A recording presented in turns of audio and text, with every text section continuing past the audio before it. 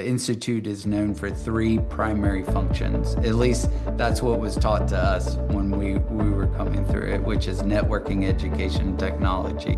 Both friendships and working relationships has expanded.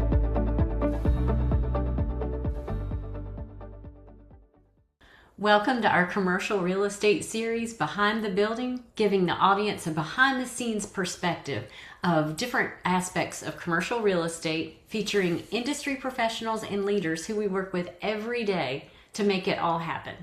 And specifically related to our commercial real estate industry, I'm going to be spending a few episodes talking with fellow CCIM designees who believe in the power of the pen and our organization.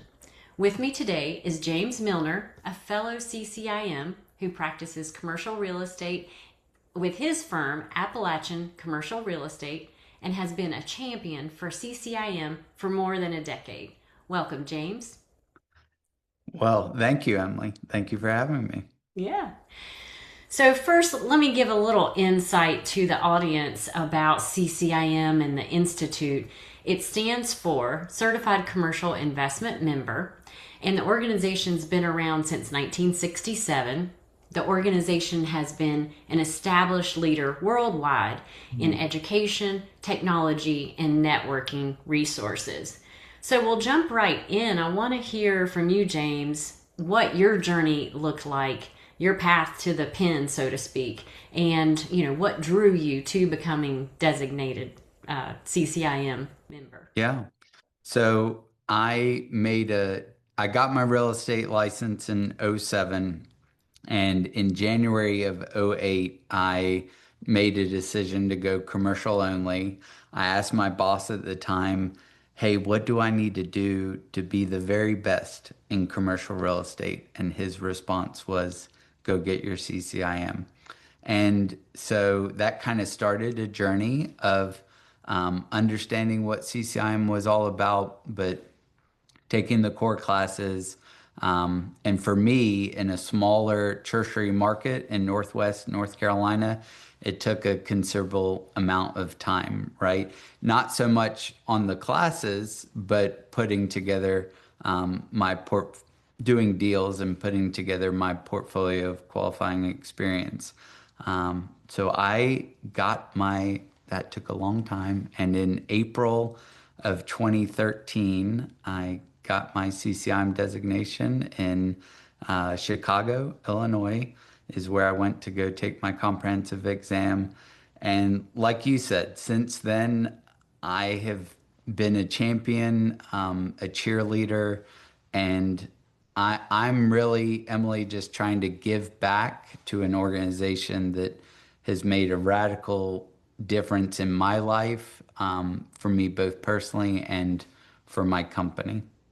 Same. And that's why I am doing this little mini series, because I think it is amazing to celebrate and be able to highlight other CCIM members. It's just a great organization, and it's given so much to me as well. And I would just add to that since becoming a CCIM designee, I kind of poured back into my local chapter. So you and I are both part of the North Carolina CCIM chapter. I kind of got an invitation right after obtaining my designation to join the board of directors, and that journey went, on a whole new path. Kind of culminating in 2022 when I was the president of the chapter. But it opened doors to serve within our global organization, right? On a number of committees, which I still do today. And I'm actually now elected to the CCIM Institute Board of Directors. So I serve as a member at large on the global board. So it's safe to say that you are all in All in. CCIM, local, regionally, nationally. And so tell us a little bit more about what the leadership positions and just those networking opportunities has meant for you personally and professionally. Yeah, so my involvement with obviously at a state level was within our board of directors, but on a national level, one as Eddie, our friend Eddie Blanton was coming up the ranks of being the global president of CCIM, he's made it very clear to me that we're going to get you involved and we're going to get you involved in a committee. So that kind of started with professional standards. I've chaired that committee. I've chaired the designation committee, which is the committee that's responsible for giving the comprehensive exam, reviewing portfolios, and just kind of the safeguard of the designation itself.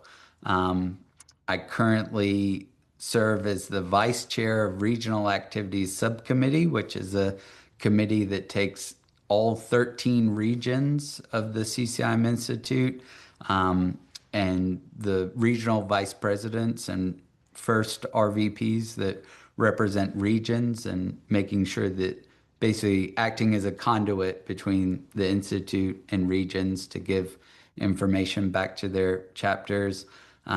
I've served on numerous other committees because of those responsibilities, but and worked on a number of different, either task force or work groups. But um, the I think you said it best at the beginning. The Institute is known for three primary functions. At least that's what was taught to us when we were coming through it, which is networking, education, technology.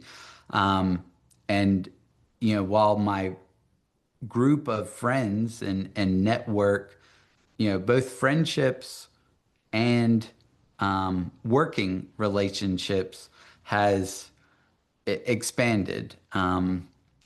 It, 1,000-fold because of becoming a designee. That being a CCIM designee makes my life easier because I have other people I can call when I have a question, concern, issue, just need to bounce something off of.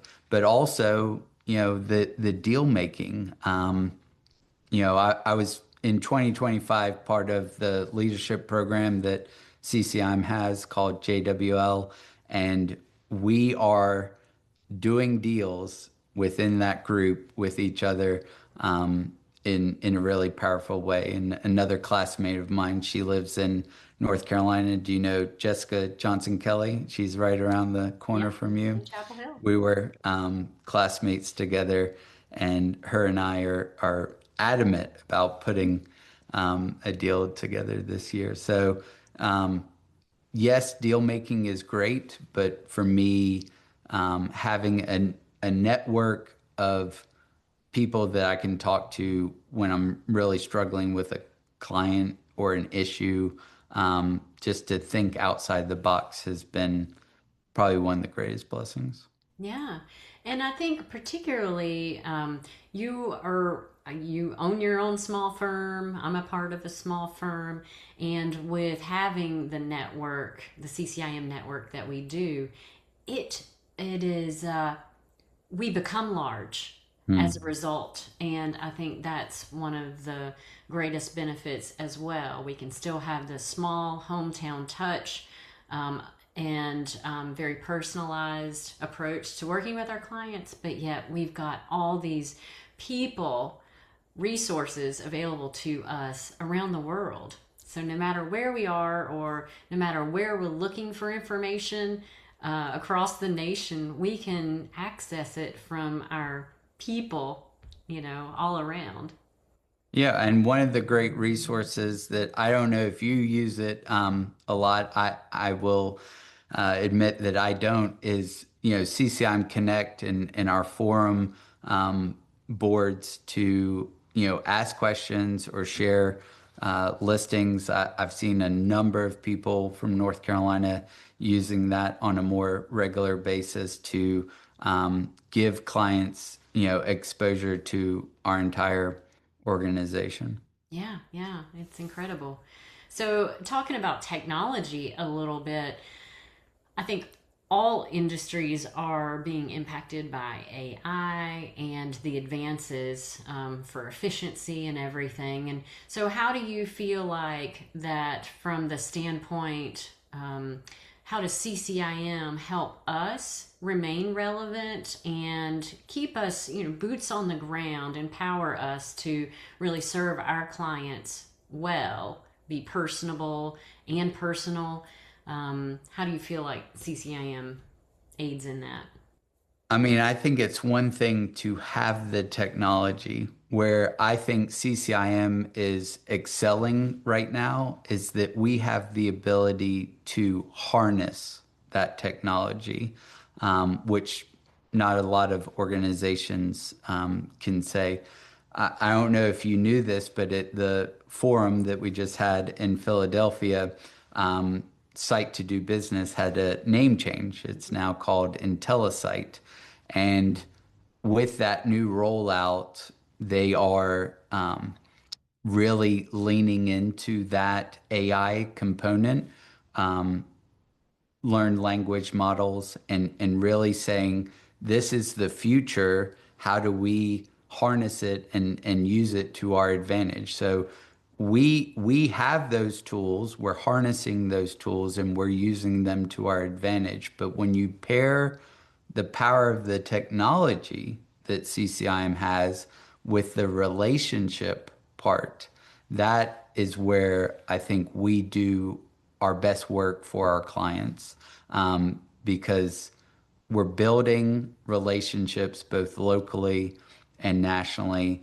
I've seen it time and time again where people from outside of our market have a need in North Carolina, and one of the first things they do is go to find a CCIM, type in that local market, and say, who is someone that speaks the same language as me, has the same ethics as me, and will work hard like me for my client. Same educational background, elevated analysis of the Hmm. deals, and just always trying to figure out the win-win for your client. So yeah, that's the power of the referral within CCIM for sure.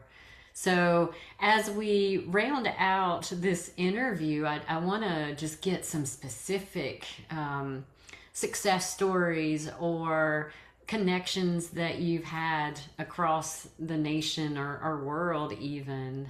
It's always fun to talk about those examples of where CCIM was just a powerful network and made such a big difference in your business and life. The there's obviously a lot of people that know me know that, Eddie Blanton is uh, a special person in my life. He really guided and mentored me when I was first getting involved in CCIM, and I am indebted to him. But through that relationship, I got exposure to a very unique group of men and women, which is the past global presidents of the CSIM Institute. And these are people that I've come to have a great relationship with. I really enjoy talking with them when I see them at different forums. Dieta, who was before Steve, she and I grade portfolios together. So I've gotten to know her over the last several years. And even just a few years ago, Les Callahan from Georgia, pulled me aside and said, "Hey, man, what's next?" And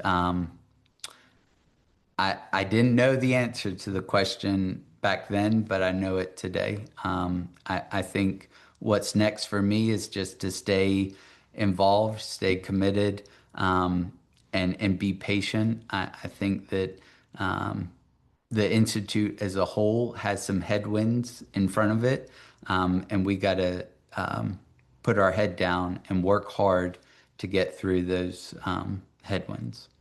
Yeah, yeah. And I feel like the CCIM network in itself, it's rich with people who want to pour into the next generation in the form of being a mentor. And it sounds like you had some tremendous mentors and folks who poured into you and had the same values, integrity, and work ethic, just wanting to elevate the standard of commercial real estate. Yeah. And that's an important part of what CCIM Institute's all about. What I would also add to that is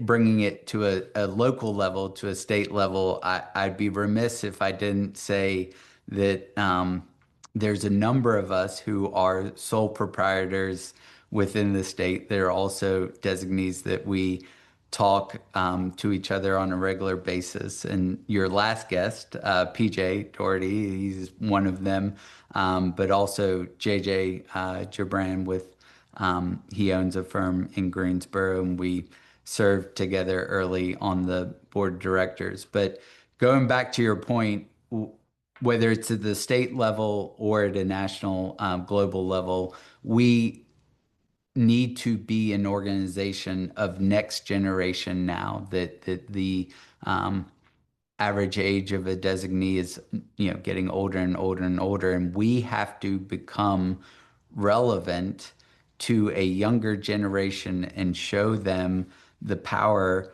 of these tools that we have, this networking, education, and technology, and why it is valuable in today's economy. Mm-hmm.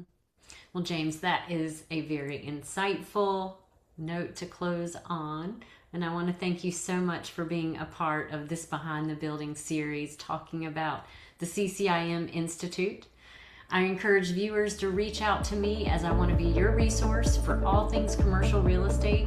I can help connect you with James should you explore commercial real estate in the mountain areas of North Carolina. And be sure to keep an eye out for future Behind the Building interviews with other industry leaders just like me.